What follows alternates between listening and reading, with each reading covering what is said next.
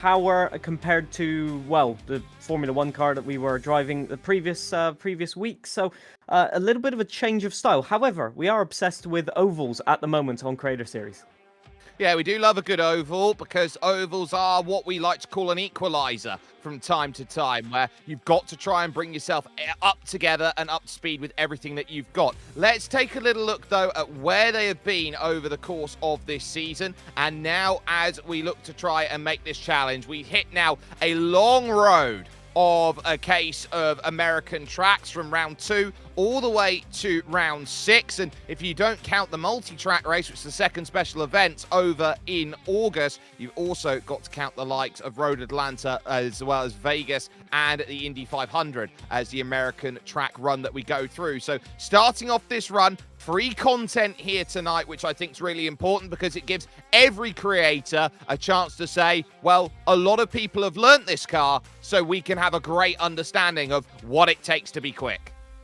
Yeah, a lot of people will be wanting to be very quick in this one because it will suit their driving style. You know, this is obviously a car rear-wheel drive front engine, so there's a lot of different styles that can work. But also, everybody wants to win in the GR86, don't they? You know, it's one of those iconic cars, and I would be slightly disappointed if nobody is running a Panda livery today. Well, I would have a little bit of disappointment as well, and there will be drivers to keep focus on who weren't here in round 1, who definitely want to stamp their name down with authority as they look to sort themselves out. But let's talk championship for the moment, as the race to the Nürburgring looks to continue on, where it is Monkey Matt, of course, who picks up the championship lead after the opening round of the season. But worth noting, championship leader is not here, so no Monkey Matt to defend that honor. Kamikaze is in second with Sparks in third, and then you got Matt 212 in fourth, and Hayden Gullis is in position number 5. No Hayden here today, so work to be done. Alex Gillen will run from 6th with El Taco Man 7th, and Brendan Hyperstar and Cephalosis and Els Indriani rounding out the top 10. One of the big keys about the summer shake-up, so to speak, here with the Creator Series, as we look down through the second page, is that this is the sort of championship where it doesn't pay to be quick in one car. It pays to be consistent in every car. Had a chuckle then as soon as the safety car was going through the chicane. I didn't really expect that, but lovely to see the Legends car as the safety car once again. And yeah, it's all going to be about consistency. I got a shout out to Monkey Matt though, going for the 100% win ratio there by not showing up this week. That takes some courage. So yeah, shout out there. As you can see, we've got a big host of liveries here, and many people going for different colors. So I do love the fact that everybody can get expressive and, you know, have your own livery. That's one of the great things I think it is about iRacing, and you know, the expressions and expressiveness of the drivers is out on full display. Hopefully not in the driving style sometimes, as we want to see many cars facing the right direction into turn 1. Absolutely, and the IGL coatings colours then on the front for Kamikaze, part then of the wonderful team that has known itself very well actually for its running in the Radicals rather than what we see there. There's Punju then just at the end of practice for 25 seconds. Expect to see, oh, look at that for the ricochet as it goes through the contact. So Punju decides, well, I'm not going to get another lap in, I might as well test the safety of these barriers. Yeah, just testing the sturdiness of that front right tyre. Obviously, he knows now that he cannot just go in all guns blazing. And yeah, I think everybody's just trying to get the biggest punt award for practice, which, you know, I can respect that. And it looks like actually everybody's going for a pile-up at turn 1, which is, oh, yeah, we're going the wrong way. Thankfully, this is practice. And wow, that is the fastest crash I think I've ever seen. Just out of the pit lane, turn right, into the wall, lose a tyre. Brilliant stuff. Yeah, very easily done. Qualifying is about to get itself started, and they will have 15 minutes in order to set their qualifying times in. Open session it will be, so everyone can grab a draft off of everybody else, and we saw quite a bit here of what makes this circuit difficult in practice. So now the question is going to be asked, who is going to stand head and shoulders? And I think the driver who will stand head and shoulders above them all, John, is going to be the driver who is not afraid to take touring car lines around this circuit. What I mean by that, get on 2 wheels.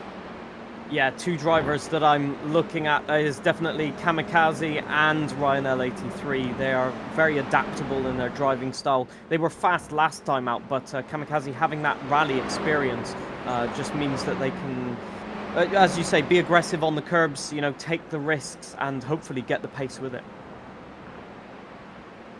So that's going to be a lot that we have to go and navigate through. Got likes of Ryan L83 back again, but this is a good chance here, John, to talk about some of the drivers out there who weren't in the opening round of the championship, but who are here for round number 2.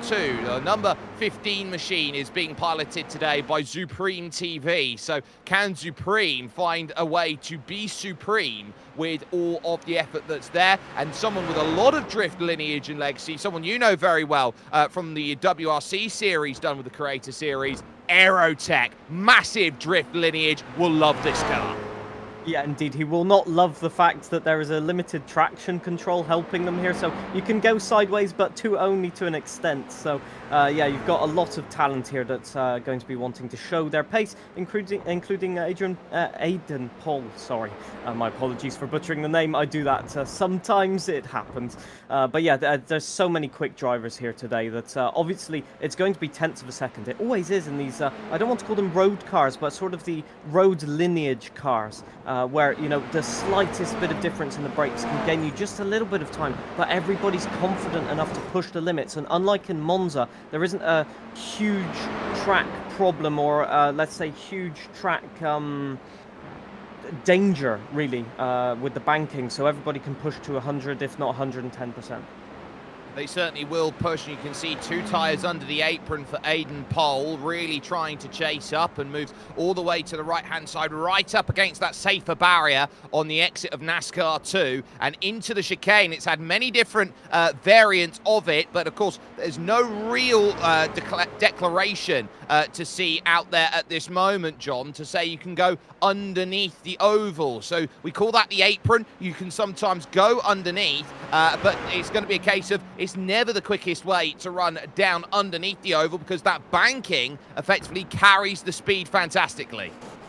For sure, it's kind of the risk versus reward of do you want to cut to the insides to take the shortest line or use the overspeed on the banking, and that is going to be one of the biggest questions. I mean, they've done quite a bit of practice as Aiden Pole goes fastest provisionally, 130.1, so we're already getting some competitive times on board. And you can see here, actually, that the drivers are very confident in their racing lines already, taking maximum speed. There's a funny infield section here where you've got some blind crests and some very unsighted corners. So this might be some very good racing from race time because there's multiple lines, there's the possibility of switchback, and with mechanical grip rather than aero grip, as you said, there are multiple lines that you can take and multiple ways of being fast. So it'll be interesting to see which driver can exploit that the most, and we may even see some very creative overtakes, that's for sure. B-Roy to 4th, Rasin Chai in 3rd position, Ancephalosis to 5th now with Riff Blondie in 6th and Els Indriani in 7th position. We focus a little bit more with Kamikaze. They're really going right up through turn number, it's a 12-turn circuit, but sometimes it's marked as 17 with the likes of racingcircuits.info as a port of reference for it, but it's still turn 8, that section of corner. It counts the oval corners as just one corner as you go by, so turn 8, very easy to go very wide and clip the wall if you are not too careful. So this is going to be all about focus in the second half of the lap. And one of the things these drivers will be noting here is that they can't afford to get that car sideways. And the reason why they can't get the Toyota GR86s sideways is almost the cruelest piece of irony out there as Kamikaze goes second on a 130.7, and that is traction control. Yeah, as we said earlier, there's limited traction control, so, you know, no way to disable it. They're all running the same setup as well, so there's no advantage to be gained there, and that means that it's all down to the driving. But, you know, with such a difficult, well, a lot of grip on the chassis, but sometimes the power delivery can be a little bit uneven. So on the road car, there is traction control, and that just means that there's a little buffer there to save you on those moments where you really want to put the power down. However, it does mean also that you can take an conventional line, cut to the inside, for example, after the apex, just floor the throttle and hopefully get away with it with the traction control. So I'm sure we'll see some drifting moments still with people trying to abuse the traction control a little bit. It's going to be fun to watch. As you can see, the car just drifting through the corners. That's one thing we'll see as well, is four-wheel drifting. As you know, the rear just tries to slide, and then the front tires just complain a little bit. And again, over those curves, there is the possibility, and we've seen it many times before on this track, that you can roll the car. Yeah, you've got to be careful. They do have a roll cage in the cars, but they don't want to be starting to flip it over. Looking at the times, Alex Gillen's just gone third quickest, and I want to point out the car in fifth as we go to Aerotech in the 03. Grand Pooh Bear for those who love a whole heap of quick cars and even the likes of speedrunning. Grand Pooh Bear is a legendary name when it comes to streaming. It's just wild to have so many great names on the leaderboard, isn't it? I'm just looking up and down and thinking, wow, all of these people, people that I looked up to and still look up to, indeed, in terms of content creation. So they'll all have also their points of view available at, well, hopefully throughout the whole race if they don't have problems on their end. But yeah, it'll be interesting to see what kind of shenanigans they get up to today. As I think, you know, everybody's been taken off guard by that first lap of Aidan Paul there, because the only person getting close is Kamikaze, as Grand Pooh Bear just clips the wall there, actually, on the exit of the first chicane of the lap, and is being overtaken now. Ooh, lovely Panasonic delivery right there. Lovely stuff. But yeah, now he's got the slipstream, which is a bonus, but he'll have lost time with that wall clip. Well, not only that, that would have indicated a 0x instant point by clipping the wall on the right-hand side, which will invalidate the lap. It doesn't matter in qualifying if you get a 0x, 1x, 2x, or 4x instant point as you go around. If you get one, and you can see a massive hit of the wall through turn number 1, that's going to be another one gone. So when it rains, it pours, gets turn 1 wrong, and in fact, it's going to pull over to the side, reset the car away, and decide I'm going to go for another lap then as I try and go by. So it really goes to show you how tough it is. Aerotech up to 3rd position, B-Roy to 4th, Matt 212 is 5th, but it is your top 2 who are cleared by miles on the rest of the field. Aidan Pole and Kamikaze are nearly a full second clear of everybody else. Yeah, also just to emphasize that clip of the wall there, enough I think to give them serious damage as they tried to turn in for turn 2 there and just nothing happened. So just emphasizes that you've got to be so careful, I think, on the exit of that first chicane, because the wall is right there. There's not really a runoff area, and if you get the entry too quick, because you've got 2 wheels literally not touching the ground for half the corner, there's no way to slow down either. And I think that they're not running ABS here either, so if you hit the brakes too much, you'll lock up, and that's the end of that as well. So quite an old school like style of driving, and that top 2 is just out, just in the middle of, well, in the distance for the other drivers, in the middle of nowhere for everybody else, because they've got a gap of 0.7 of a second to slot into if they want that P3. But it looks like everybody close behind. Look at Aerotech, then B-Roy, less than a 10th. Matt 212, less than a 10th after that. Sparks, less than a 10th. Alex Gillen, less than a 10th. So they're all within basically 2 to 3/10 of a second after that. So it's a real fight for the top 5.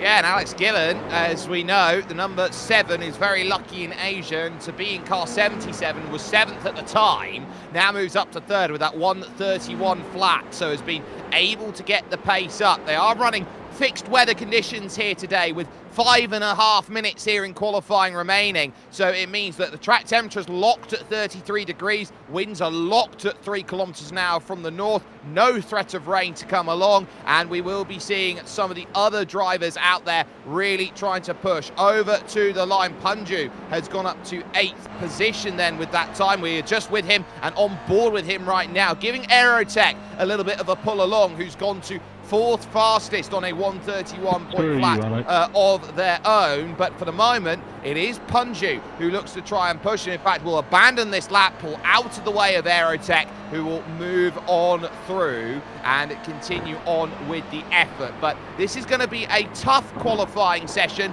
and really this is going to feel like a race of track position. Going through this section of circuit, 6, 7 to 8, it is amazing to see a Roval circuit that has such elevation change on the inside as Punju clips the wall and has a little bit of a wince going through the corner.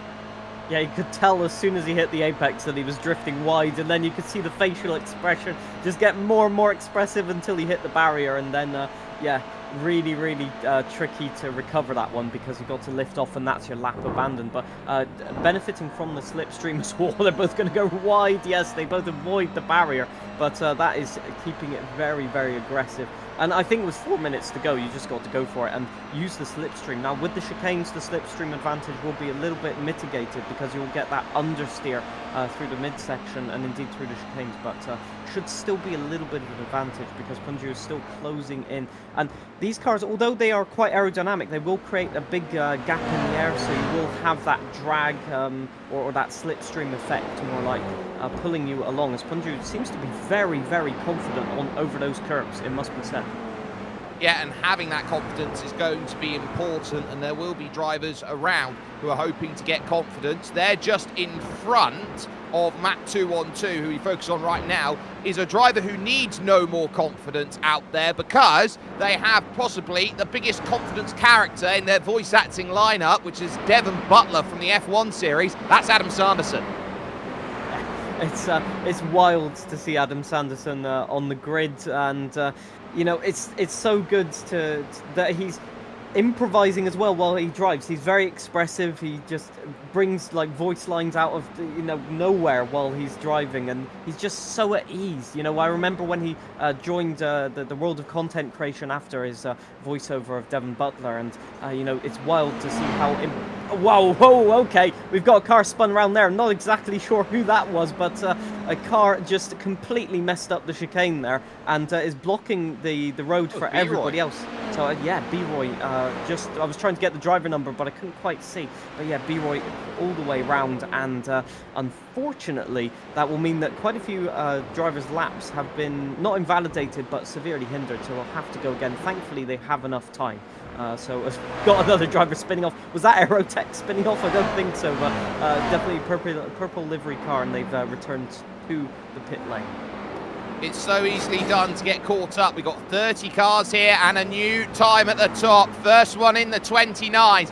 Aidan Pole is now 3/10 clear at the top. 3.5 over Kamikaze, who's going to have to do a lot of work in the IGL coatings, number 16, to try and chase down the gaps. When you look around, you see who can make things happen. Remember, it's 15 minutes open. They are looking around and thinking, can we get ourselves to the checkered flag? Can we find a time that works? And Joshima's right now with 1:35 on the clock, works through turn 8 onto the banking and gets right up close, and now looks to drop down, use gravity to advance. And look at that, we love a good bit of VR. That is something that I didn't expect to see, but it's lovely to see a driver using the VR capabilities, and that will be so nice Crash Bandicoot advantageous. Also, yes, good spot. I love the retro style. We got a retro style car as well, retro style t-shirt. Definitely not retro VR, but yeah, loving that. As yeah, different lines being taken by the drivers here, and I think maybe the VR just causing them to be a little bit more tentative. The time's not exactly up there at the moment, but I'm sure they're just getting their eye in. Just wanted to say also, Ryan L83 into the top 10 now, so it's a bit of a tale of two halves. Ryan moving up the order, but Grand Pubert is down to 15th now after being, I think, in the top 5 at some point. So yeah, the pace is coming and going, as they say. Well, the top two are split by 3/10. It's a second between first and third, with Sparks in third. The next second, from a 130.9 to a 131.9, is enough to split third and 16th, because El Taco Man has just gone 14th fastest on a 131.6. So there is a lot of quick times that are available late in the day, but Kamikaze is the focus right now as the checkered flag is about to be unfurled by Barney. We wait through. Look how tight and narrow that line is, trying to carry as much speed as possible onto the oval banking. A 26.2 opening sector, looking through the middle sector now for that chicane. Checkered flag is now out here in qualifying. They're all allowed to finish any lap times that they have started. So now it becomes watch the times. Ryan L83 goes fourth quickest on a 30.9. Kamikaze needs to find a couple tenths of a second. Behind him is Aiden Pole, who is looking to get that pole position. You then got Joshimus, who's trying to follow in the mirrors as well. There's one final chicane that goes. Aiden Pole, 26.2 for the opening sector. This is where it's all got to try and be unlocked. That final chicane. Aiden Pole abandoned ship, but Kamikaze to the line. 130.225 did improve, but did not get enough to change the position there. So that ultimately ends up being just a small minor improvement to say that second is a little bit safer than that. We've still got Alex Gillen out there in third position, who's got to try and whittle down an absolutely Herculean time. And Tiamat Marduk is right behind his legendary rival, looking to get a slingshot. He's down in 22nd at the moment, really struggling, has a wiggle off of the curbs then through the middle of the corner and crosses for a 32.9 that does not improve. Not his car, not his way of doing it. There's Chesnoy Gaming still out there. Rasin Chai is possibly the last car out there who can put a lap time on the board. And as we watch with Chesnoy Gaming here, running through the right, running through the left, slightly misses the apex there on the exit for safety reasons and crosses then and does not find improvement. So that looks like, John, it's going to be that as far as qualifying goes. It's a story of two at the top and everyone else is giving chase. Shout out to Supreme TV, who moved into the top 10 in the dying moments of that qualifying session. So a good lap, to be honest, from them. But yeah, I mean, Aiden Paul setting that benchmark at the start, just putting everybody else under pressure. And then Kamikaze, the only person able to follow, essentially. So that was surprising, because I expected the gaps to be quite condensed, which they were, to be fair, from third place all the way to 16th, as you said. So not a lot of people finding an improvement. I think just maybe over-pushing the limits of the car. So you've got no front, sort of big front splitter on the car. So as soon as you start drifting out wide, you're forced to turn in a little bit more, and then you get front understeer, and then it's all over. You're losing time. So it's really, really tricky style. It is really tricky. We've got about 5 minutes of warm-up before we're ready to hit racing action, and it's going to be a long race. We haven't actually talked about the race distance here so far, John, and I think it's a really important thing to talk about. 44 laps here today. This is not going to be as easy as people think it's going to be. You've got a lot of laps that you got to turn over, and on top of all the laps that you got to turn over, this is a circuit where if you breathe the wrong way with those anti-cut curbs all the way around it, you're going to be flying off in all sorts of different directions. It's going to be a game of pinball, basically, in the mid part of the race. So how do you keep yourself out of trouble around a circuit that just prioritizes that everywhere is a trouble spot? Yeah, I mean, there's just one low-speed corner at the last chicane, really. That's it. The rest of it is medium to high speed. So the two things are just respecting other people on track, because, you know, you're going to have multiple converging lines, but just leaving yourself a margin of error. There are probably going to be people getting damage early on off of the walls, just from pushing a little bit too hard, wanting to maintain track position. But there's ample opportunity to get overtakes done, and so it'll be a race of patience. It's also a hashtag blessed race with 44 laps. Just a bad joke there, but I'll take it. But yeah, it's going to be one of those races where you've just got to just bed yourself into it, and keeping the tires alive as well is going to be a huge factor, because if you start scrubbing the front tires, you'll overheat them, and then with the traction control, you'll have no way to push the rear end around and sort of regain oversteer. Yeah, so that is going to be an all-important battleground that we will be keeping our full focus on. We're not going to get a chance to talk with your pole sitter here as we get ourselves ready for racing action. But, John, the one thing that we can do is understand why Charlotte Motor Speedway is going to be such a brilliant place to see amazing racing with these cars, is that you've got that infield section which does offer up opportunities to overtake. The prime places to get it done, that final chicane, that chicane on the back stretch as you go between NASCAR turns 2 and 3. And then you've also got turn 1 and turns 3 and 4, which offer good places to pass.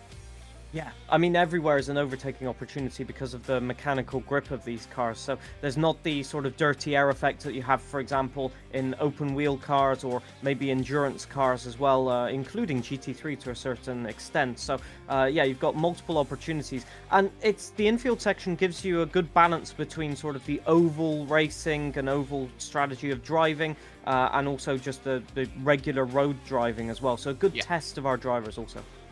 It will certainly be a great test. Let's take a look then at our starting grid for racing action here today from the Charlotte Motor Speedway road course. And it will be Aidan Pole on pole and the only driver to break into the 129s, a 129.907. Alongside on the front row is Kamikaze, who will be looking to go through, as it looks like we've got a bit of practice time out there at the moment, or warm-up time as it currently goes on this. So it will be Alex Gillen who will end up in third. So there you have it, front row, Aidan Pole and Kamikaze on the front row of the grid. It will then be Alex Gillen on row 2, running Lightning McQueen colours, and the Bluey machine of Ryan L83 doing it for all the dads in 4th position. Sparks will go from 5th with Aerotech in 6th, looking to give as much focus there with B-Roy, who looked very quick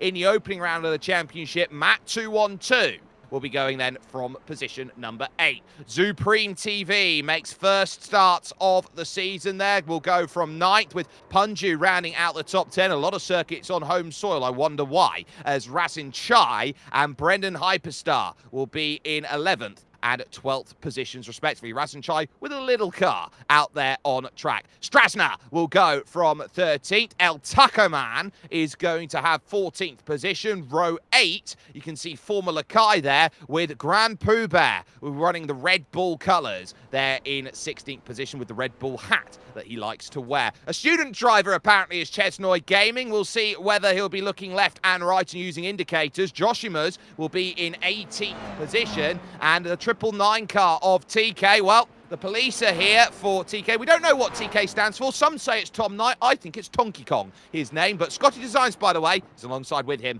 there in 20th position. Ancephalosis and Tiamat Marduk had the same livery at the opening round of the championship. 2 different liveries for these drivers, but 21st and 22nd they are, with Adam Sanderson and Rift Blondie there in 23rd and 24th. That car of Rift Blondie's is great there in 24th. You then got Tom 97 and Els Indriani running the wonderful Anya livery there that is going along from SpyX family, I believe it is, in 26th, with Ultra Killer 27th and Super Noodle Bagel. It looks like they're running teammates today. Another Lightning McQueen and Little livery that is there in play. Your final row will house Killer Cleo along with Gwatz. That will make up the 30 cars available out there today, as they now set themselves up for 44 laps worth of racing. As is a little bit of a uniqueness here around this circuit when they do grid up, John, and get themselves ready for their one full pace lap behind the Porsche iRacing first safety car.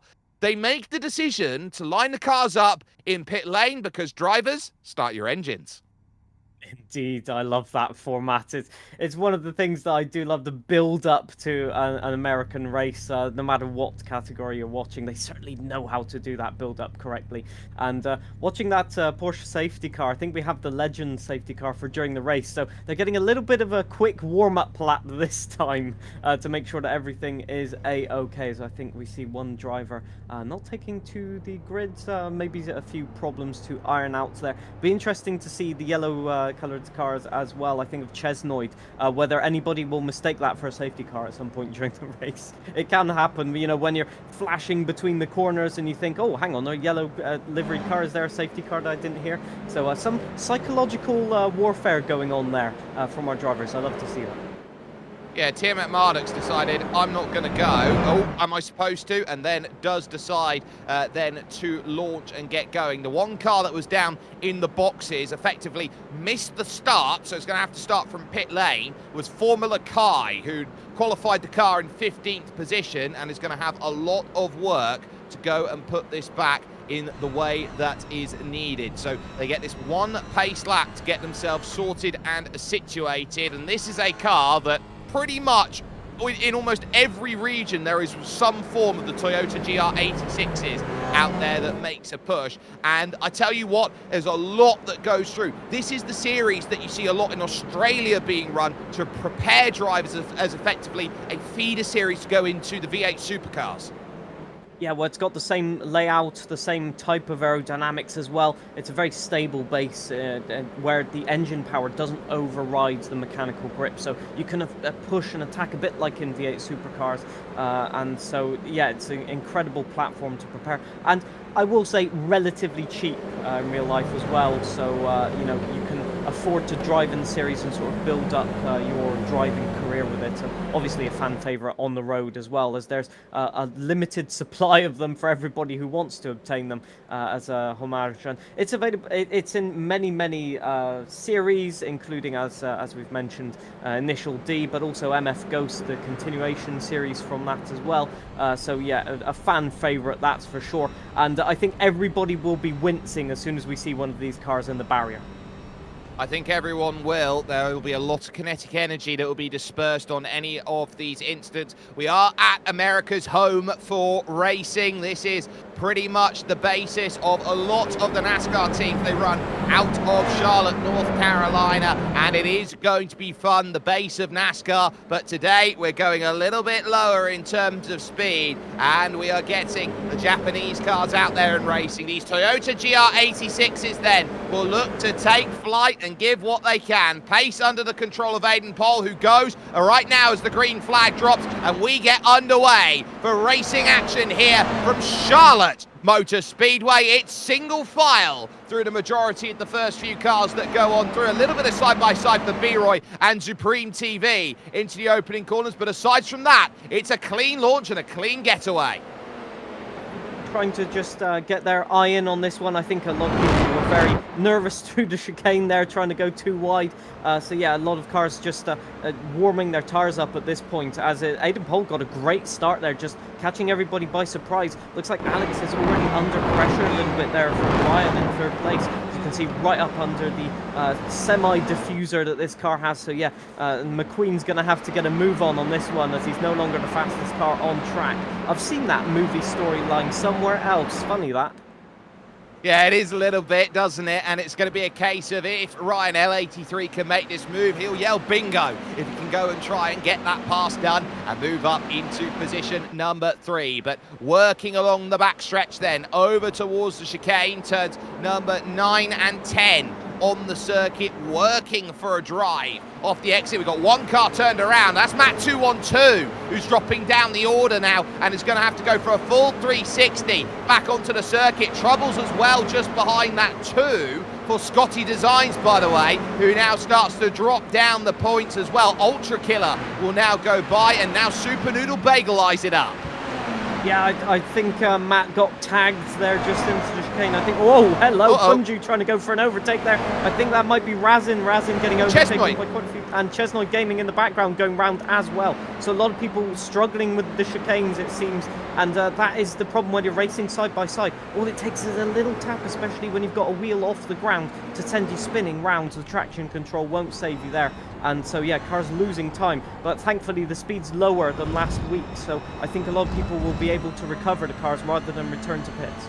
So Rasin Chai did it to himself. He outbroke himself trying to make the move. Chesnoy got run over by Grand Pooh Bear. So ultimately, as far as a start goes, Grand Pooh Bear, welcome to the Creator Series. It's nice to know that he's making friends with the locals out there and causing carnage and havoc to start the racing action out there. So now onto the oval banking here on lap number 2. Little bit then as we see Punju trying to work with Brendan Hyperstar, who's no stranger to ovals, has a lot of great history and lineage when it comes to the IndyCar scene on iRacing with Team i5G. But looking around, it's Strasner just in front, and if you're cheeky around here, you can start using the NASCAR tactics like the bump drafting, or you can get up a freebie if Sparks doesn't go around in 5th position, all on his own, fighting hard with Aerotech, and he just overcooks the corner and spins. Yeah, TK got past Ancephalosis as well at the chicane there, so a lot of moves happening and a huge amount of battles, because obviously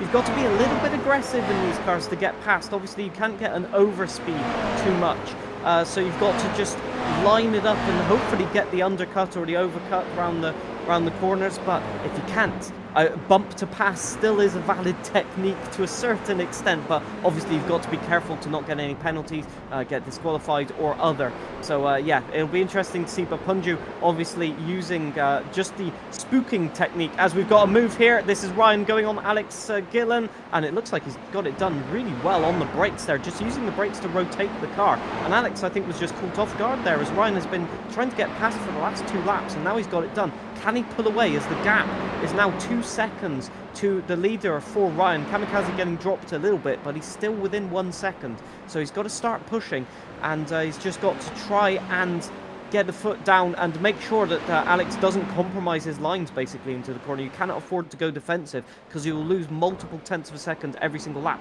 Look how late Alex is diving on the brakes. He does not like to be overtaken. He will throw the car, and I think he's thrown the car into the barrier. You can see damage there for Alex. He has got that wrong. He's tried to go aggressive, and it has not paid off. Yeah, you can see how close you go into the corner, and Alex Gillen's tried to carry that speed. Aerotech's done exactly the same. They both clattered the barrier on the exit, and they just haven't been able to hold that same amount of speed that Ryan L83 does. Remember, he's a former professional when it comes to the sim racing scene on iRacing. He ran with the Radicals Online team, and he is lightning fast. Kamikaze with the fastest lap of the 29.7 in the tow. We're going to go on board over through turn 1 and turn 2 with Supreme TV at the moment, taking a look at the dash as we move into turn number 3. Little dip down the hill, and again for turn 4, slightly on camber, throws you through the corner, chasing down B-Roy. This the battle on for 6th place. Yeah, this is literally another